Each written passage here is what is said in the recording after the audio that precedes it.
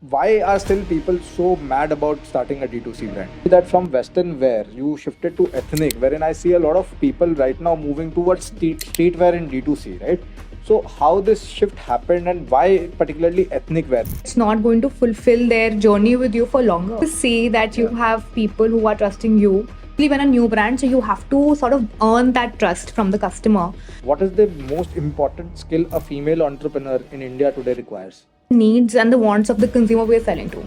A discount on a larger set actually inspires the customer to buy. How we made something and somebody bought it. You mentioned that formal education was good to understand the industry in well, but when it came to doing business, right, you did not actually learn it inside the classroom, but you learned it hands-on, right? So what do you feel is missing in this education ecosystem today, and what kind of education system for business professionals or founders are required today? I feel the college did a fair job teaching me, but business sense I learned on the job. You could go back in time and change one part of your business, what it would have been? People whom you need to hire, would it be skills or would it be degree?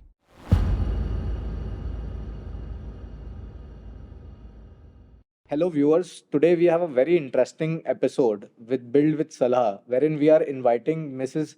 Rishika Jain, who's the founder of Nero India, which is a fashion brand mostly into ethnic fashion wear.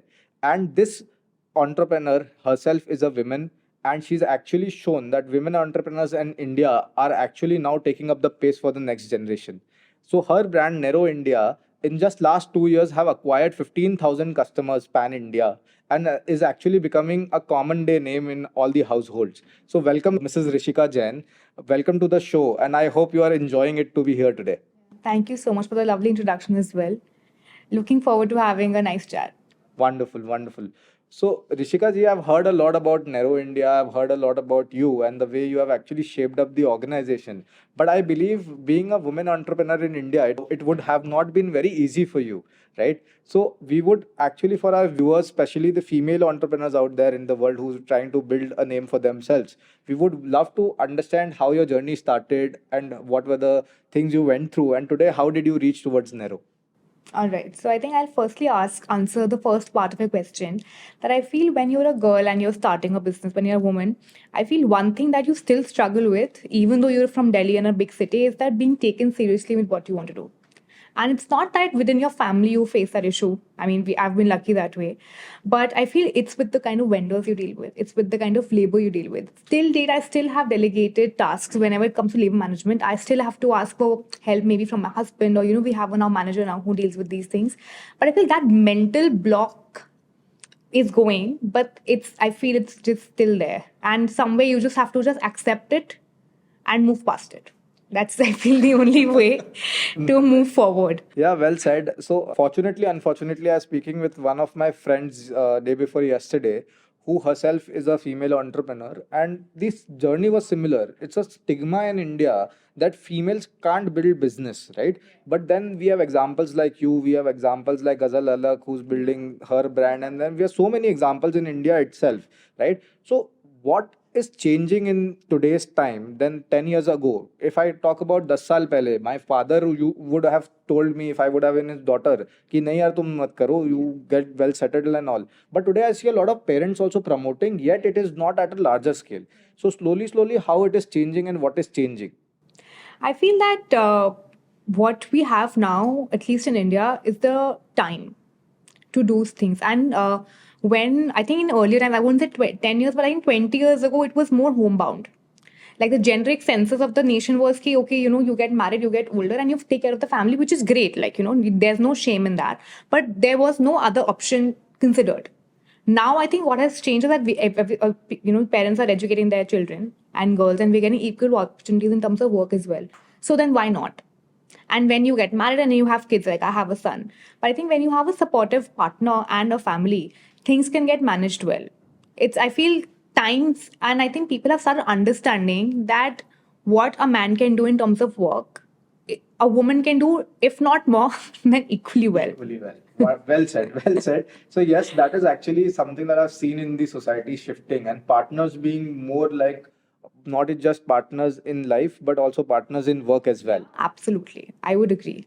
Correct. So you specifically mentioned that you have a 1 year old kid at home and you are actually managing your home, you are managing your work, and still you are working in a very creative environment wherein you have to constantly think about new designs and new products, right? So how are you juggling between the household, the designing, and as well as the business aspect of things that you do? If I think answer honestly is just that because I think I just never stopped. So there was no break as such when I had my baby, and my team is wonderful. So I feel the kind of people that have been working with me for the past. I mean, Nero has been there for 2 years, but we've been in the fashion space for 3.5 years. So largely 90% of my team has been the same. So I have a very personal rapport with them, and when in my absence or when I'm not there, they don't let the company down. I feel people behind the I'm only one person. I can do so much. But I feel my team really, really, takes it forward and doesn't let you feel that lack when I'm not there. Understood. That's a fantastic thing. It's never a one man's job. It's always a team that wins together, right? So it's a good thing that you have retained 95% of your workforce since when you started. So you told me one very interesting thing that Nero just started 2 years ago, but you are into the fashion space since last 3.5 years. So what about the lost time between that 1.5 years? Time wasn't lost. We started with the Western wear label first. It was called Ted Ferde, and we started D2C first. And I feel we were too fresh in the journey, but we came up with really nice pieces. And I think एक ambition होता है ना, and that aspiration कि हमें ये बनाना है. वो Ted के साथ हमने किया. We made pieces which are very different, and they were picked up by all influencers and stylists. It was very easy to get PR sourcing, if I ask very honestly, placed in a lot of places. Like celebrities like Neha Kakkad wore it without us paying her. Like a lot of people have worn it. But I feel when it comes to sales conversions, and when we talk about D2C specifically, then Western wear at that time when we started, I'm talking about 2021, it was a bit tricky for us to get through. So we sort of moved from T2C for TED. We're just doing export there. And we built a ethnic wear label because we understood that ethnic wear as a market has a larger TAM in the country. And since we already had the facility, factory wise, we had the team, we had the workers, we had the embroiderers and everything. So we sort of, made a shift Understood. because D2C was not working out, the numbers were not working for TED. So it's a very surprising fact wherein I see a lot of founders focusing on D2C brands specifically. I keep on through Salaah School of Startups. We keep on meeting 100 founders every day, and 90 of them surprisingly want to build a consumer first product or a D2C brand, right? But yet, you being a D2C founder talking about how this space is so challenging, so taxing, and takes a lot out of you, and the success is not guaranteed, right? So why are still people so mad about starting a D2C brand? I feel it's the appeal. Like, even today when I told you 15,000 customers, I'm so proud that these 15,000 people didn't know us. We don't have a physical store. And they still were convinced enough to give us their money and buy from us directly. Okay. So I feel that is more, I think it is a lot of gratitude is there. And you feel like, you've got that adrenaline hit that, wow, we made something and somebody bought it. Wonderful. So I believe it's more about having an impact and a fulfillment inside, wherein you feel that yeah, I'm actually building something that means something to someone, right? So wonderful. So you also told me that from Western wear you shifted to ethnic, wherein I see a lot of people right now moving towards streetwear in D2C, right? So how this shift happened and why particularly ethnic wear? There could have been multiple other options. Kids wear is also a bigger TAM market, and there are so many other apparel market that you could have tapped, right? But why specifically get ethnic? I feel it's just one of those things. I feel when you are a founder, you should be able to understand your product extremely well. And I feel that you should be a buyer of your own product. And ethnic wear is something that I personally really enjoyed. I enjoy wearing it. And it felt personal to me. So from Western wear, which was, there's an admiration and there's a consumer. So I used to admire Ted's outfits, but I was not a consumer for it. But in Nero, I am the consumer. So I understand the needs and the wants of the consumer we're selling to. Very nice, very nice. So you also told me one last word. It was the needs and the wants of the consumer, right? So in today's market, where there are ample amount of brands and every day the brands are multiplying like cockroaches in the market, right? So how do you actually create a differentiator, and why consumer behavior or their requirements become a very big thing to build your brand. What is your thoughts on that? I think I will honestly say it's very simple. If I keep if I'm the consumer, I will only buy a product if it's solving something for me, so I see some value. And that's about it. Especially when a new brand, so you have to sort of earn that trust from the customer. So you really need to solve for something that customer would be willing to choose you from literally 1 million other options that they get in the market. So it has to be as raw and as small as, for example, if I give you Nero's example, is that what I feel worked for us is that we started with selling in sets. So we do a set of 2 and we did a set of 3 because in a ethnic outfit, anyway, the pants have to be matching. And we gave an additional sort of, you can say, pricing if you bought the set for us, with us. And I feel that worked because, whenever I went shopping with my mom, when I was younger, that whenever the kurta and the pant were priced separately, she was like, Arey, whatever may be the expectation of the kurta, okay, for example, it's for 5,000 and their pants were not included, it sort of deterred her determination to buy the outfit. Understood. So something as small as an observation that obviously with ethnic you would want to wear the pants together. So we chose not to sell pants separately from day one. Understood. So that's a very small maybe fact, but I feel that's something that helped us get those initial customers. No, I completely agree on this because a lot of founders that I've met in D2C, specifically in the apparels market, they always talk about bundling as a concept. So it can be a set of 2 when it comes to ethnic. It can be like the set of 3 when you see in t-shirts. Right now on Instagram, it is all 3 t-shirts at 9.99 and whatnot, right? So always I believe a discount on a larger set actually inspires the customer to buy. Yeah, more value. Yeah, so your average order value also increases somehow, and basically that makes sense for the customer to have a better pull as well. Wonderful. So now I would want to shift the focus from talking deeply about D2C brands and fashion brands to talking about, like, as a person, you actually had a formal education in designing itself. So I got to know that your background is from NIFT, right? And when you're building a brand which is into fashion or basically into designing, how much of your formal education very honestly helped you to do business? So I did my master's from NIFT and I had a commerce background in my graduation. So I would say that my formal education from NIFT, I think the consumer understanding, how you understand the consumer, what kind of product building, I feel the college did a fair job teaching me. But business sense, I learned on the job. I don't think I would be able to credit it to the practicality aspect of owning and running a brand. And, sometimes it's not even, you may love a product, but you just cannot launch it.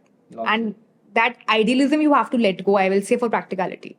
And that is tough when you're a student to do. I have met a lot of people myself when I mentor them, right? So a lot of founders I meet are too passionate about the solution than the problem, right? The way you said that it's not to be too passionate about the product because ultimately there are so many products on the shelf that don't sell, right? So how do you actually go away with something like that? Because once you started your first brand, TED, I believe you would have been completely in love with what you're building, right? But moving and changing courses, pivoting and shifting into something different. So how do you actually take that kind of love away from a mother who's building, like having her own baby, right? So your brands and products are like your own baby. So even today, when I see in my journey, I'm too possessive about the solutions that I create, right? So how do you actually bifurcate that sense of building something away from your emotions that you actually attach with your product? I personally feel it comes from a sense of responsibility towards your team. When you see that you have people who are trusting you with their careers and they're working for you, and you know that this is what you want to love doing, but you know that it's not going to fulfill their journey with you for longer, you have to pivot. Wonderful. So it's a team first approach, if I say. So It has to be, because if you're alone, then you can take that risk, right? But if you have people trusting and you're answerable to them, you need to take the responsibility. yeah, very true, very true. So that is very true. That is where 90% of the startups also fail. It's too much of obsession with the solution. Bird's eye view is very important. And I think what helped me, if I just put in, because I was not a fashion designer. So I always go with the consumer first approach with my own product. I mean, I love the direction, I love designing, but obviously I have really nice designers who do the technical aspects of it for me now. So I'm able to get that view. It may break their heart, but we have like a whole feedback system going on.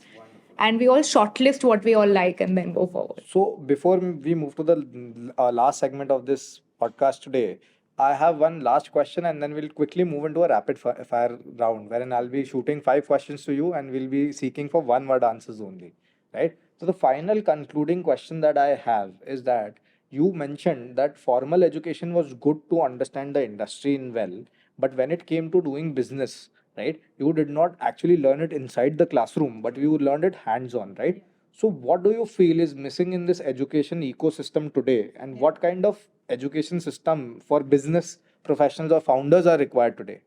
A, is it required or not?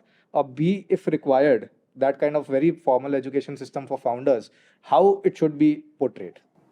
I feel it's required because I feel a lot of times you may be passionate about something, but being a passionate entrepreneur is something which is completely different. Yeah. You have to be in love with doing a business, be it any business. A to, I think, be a successful entrepreneur. Because it's completely different. By profession, I'm an interior designer. I love Correct. interiors. I love everything, but that's nothing to do with the business. Yes, true, true. That is true. 90% of our education background is nothing to do with what we do, right? In India, But it prepares you for it. it prepares you for it. Yeah, I mean, it gives you the knowledge and the options. So if let's suppose there was a school that has to be started for founders or aspiring founders, right? What that school should have as per you, and what are the non-negotiable things that a founder should learn inside the classroom that he can apply inside the business? I feel learning how to sort of do the framework of your business, learn how to sort of the costings, how much money you would want to spend, like what is the kind of projection you would need to start off something of any scale. Got it. But what are the costs? What are the kind of human resource? What are the kind of agencies? What are the kind of skills which have to go in? True. I honestly learned on the job along with my husband. We really, kudos to him because we experimented so much to, reach where we are today. So also taking work back to home is also not easy, right? So once you are working, so work and home has actually blurred, I believe, from that perspective. Was also we all together. Everybody's a very entrepreneurial pro family, So so it that works. actually helps. Yeah. Wonderful. So now moving to the last segment of the podcast. So this is going to be a rapid fire round. We'll be asking you 5 questions, and I will be expecting answers only in one word, right? So the first question is that what is the most important skill a female entrepreneur in India today requires? I feel courage. Very nice. So definitely, I believe in this ecosystem. It is very much required. So the second question is that as a founder, when you only have an idea and you know that you have to take it into execution, right? What should be my, like, let's suppose the biggest hurdle, or what can be my biggest hurdle to take my idea to execution? I will consumer research. Just do it. Okay. 90% don't. So yeah, Do it because that's true. you may pivot even before starting. True, true, true. Very much agreed. Now, a very interesting question coming in. So, basically, if you could go back in time and change one part of your business, what it would have been? I think it would be the production. Production. How we started. I mean that's a long story, but the production angle of it. So, if you can just highlight why production? I think I would have thought sort of had a separate sampling and a production unit. Okay, wonderful. Now, if you are building a team, right? There are two people whom you need to hire. Would it be skills or would it be degree? Skills. Wonderful. So yeah, it is very much required in today's day, right? So now comes the last and the final question. So for all the future entrepreneurs who are basically wanting to build from scratch, one word of advice, not a line, just one word of advice that you want to give them. Persevere. Persevere. Wonderful. So thank you so much, Mrs. Rishika. This was actually something that inspired me to the core as well to think about things in this industry, and specifically where D2C is so much cluttered. And in just last 2 years, you have actually done a fantastic job. We have a long way to go. We still Have a long way to go, and we root for your success. But it's been quite a journey that since 2 years you have 15,000 customers all across, and you shifted from something that you started to do today. So your journey actually inspires our viewers a lot as well, especially the female ones to start their own business. Thank you so much to be with us today. Lovely being here. Thank you so much.